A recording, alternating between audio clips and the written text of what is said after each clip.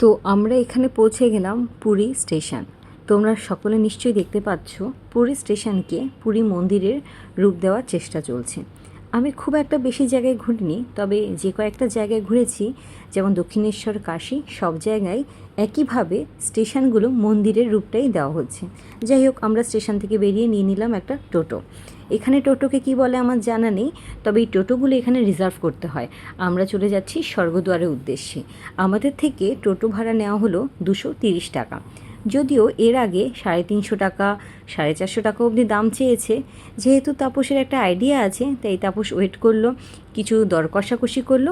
শেষ পর্যন্ত 230 টাকা দিয়ে আমরা পৌঁছে গেলাম পুরীর সমুদ্র সৈকতে।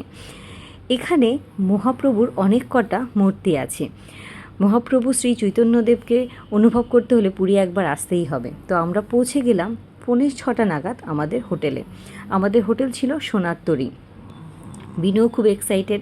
সারা রাত ট্রেন জার্নির পরে রুমে আসার জন্য সবাই আমরা খুব এক্সাইটেড। প্রথম দর্শনেই আমাদের রুমটা খুব ভালো লাগলো, বেশ পরিপাটি ছিমছাম। আমি তাপসকে বললাম পুরো রুমের একটা ভিউ দিয়ে দিতে, কারণ কিছুক্ষণের মধ্যেই বিনু রুমটা অবস্থা খুব খারাপ করে দেবে। বিনুর এখন একটাই কাজ, জিনিসপত্র এদিক থেকে ওদিক করা।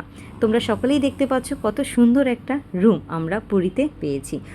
অবশ্যই আমাদের পুরী ভ্রমণটা খুব মেমোরেবল হয়ে থাকবে, কারণ সারা দিন ঘুরে আসার পরে রুমটাই সব থেকে ইম্পর্টেন্ট। ওখানে এসেই কিছুটা রেস্ট নেওয়া যায়।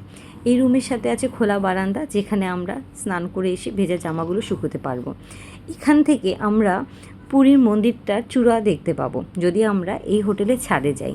এখান থেকে কোনো সি ভিউ নেই, তবে তাপসের কথা অনুযায়ী সিটি ভিউ আছে। যাই হোক, আমরা সকালবেলা রুমে চেক ইন করলাম, তারপরে কিছুটা ফ্রেশ হয়ে গিয়ে আমরা আবার চলে গেলাম সমুদ্রের ধারে।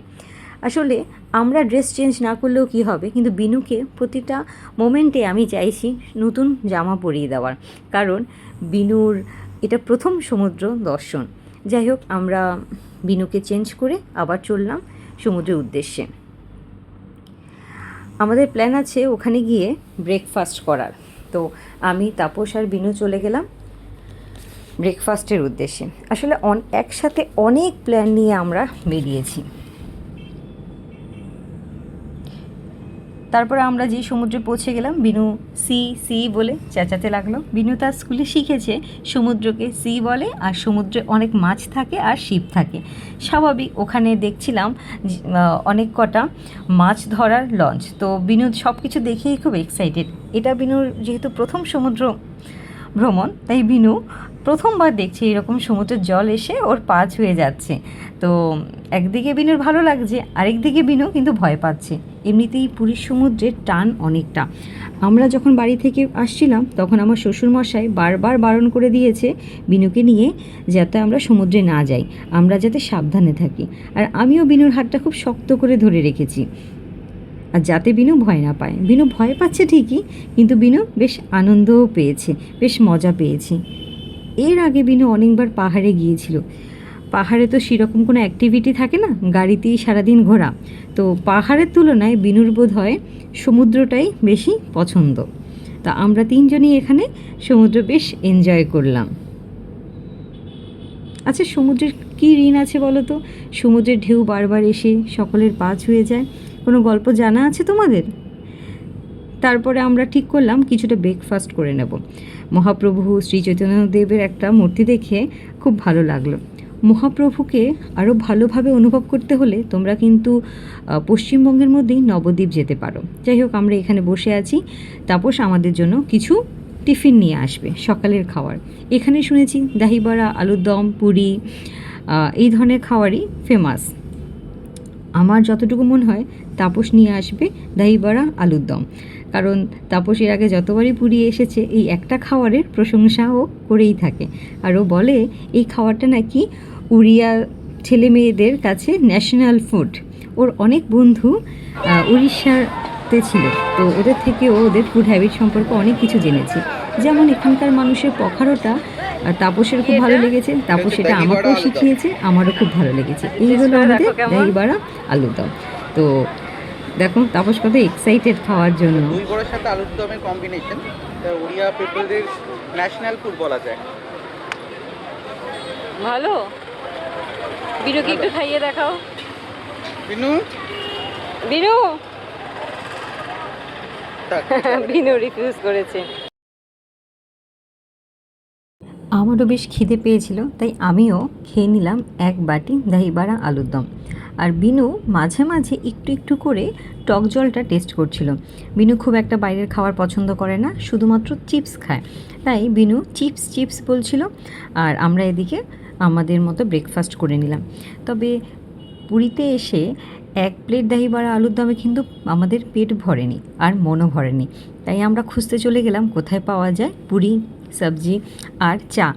যদিও চাটা এই সাত সকালে আমাদের খাওয়ার খুব একটা ইচ্ছে নেই, তো পুরীর এগুলি ওগুলি আমরা খুঁজতে লাগলাম কোথায় কোন নতুন খাবার পাওয়া যায়।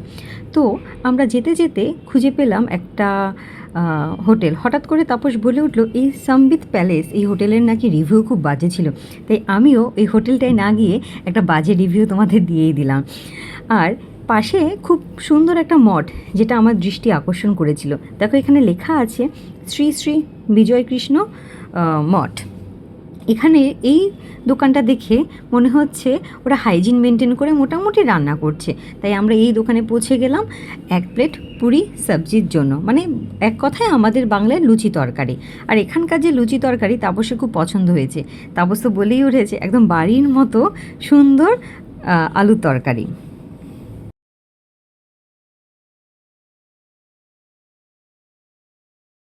এখানে এই এক প্লেট লুচির দাম নিল 30 টাকা, আর দহিবড়া আলুর দমের এক প্লেটের দাম ছিল 40 টাকা। মোটামুটি রিজনেবল প্রাইসেই আছে। তো আমরা সকালবেলা দহিবড়া আলুর দম আর লুচি তরকারি খেয়ে আমার বাড়ি ফিরে আসছি।